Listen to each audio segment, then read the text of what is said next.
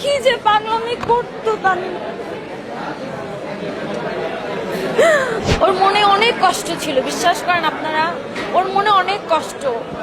ও অনেক কষ্টের কথা আমাদেরকে বলছে, আমাকে বলছে।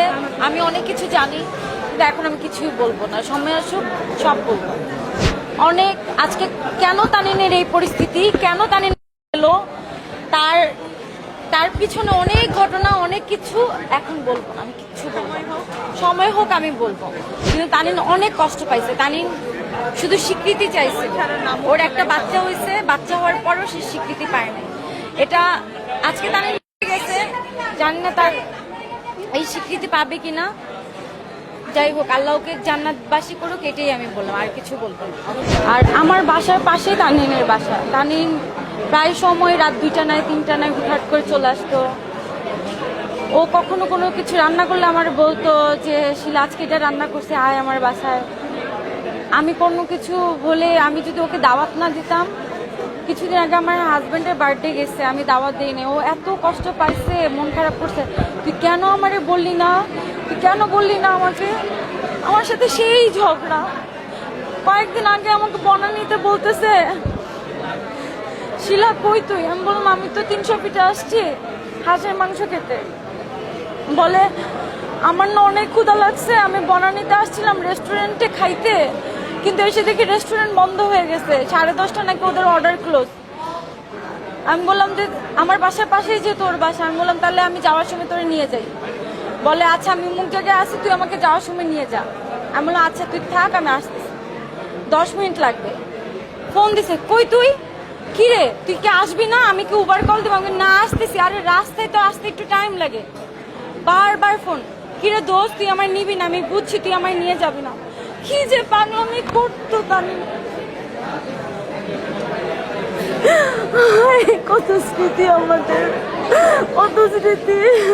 তানিমের কথা আমি বলে শেষ করতে পারবো না। অনেক ভালো, অনেক ভালো একটা মেয়ে ছিল তানিম।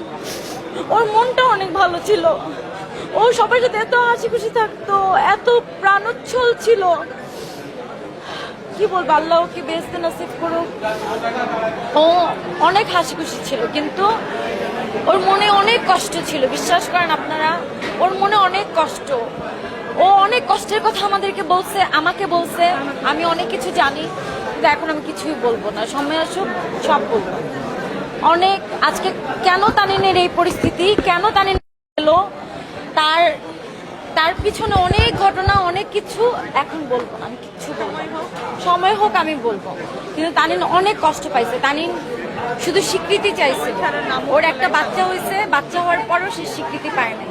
এটা আজকে তানিন মরে গেছে, জানি না তার এই স্বীকৃতি পাবে কিনা। যাই হোক, আল্লাহ ওকে জান্নাতবাসী করুক, এটাই আমি বললাম, আর কিছু বলবো না। 2-3 তারিখ থেকে শুরু করে আজকে 10 তারিখ, প্রতিটা দিন আসছি, শুধু ঈদের দিনটা ছাড়া এভরিডে আমি আসছি। আমি মাছ খেতে গেলে আজকে তো শেষ আসছি, গ্রামের ভাষায় ও এখন চলে গেছে। আমরা শুধু চাই আল্লাহকে ভালো রাখুন। আসলে জানেন, আমি না এতবার আল্লাহকে বলছি, আল্লাহ তুমি ওকে হায়াত দান করে, হায়াত দান করে। আমি ইন্নানিল্লাহ আজকে করতেই পারতেছি না। আমি কিছুক্ষণ আগে আইসিইউতে গেছি, 7:57 ওকে অফিসিয়ালি ডেথ ঘোষণা করা হয়েছে। আমি 6:30টায় ওকে আমি লাস্ট দেখতে গেছি আইসিইউতে। ওর জাস্ট এই বুকটা না এরকম করে নড়তেছে, এরকম করে নড়তেছে। আমি ডক্টর বললো যে ওর 99% নাই, জাস্ট 1% আছে।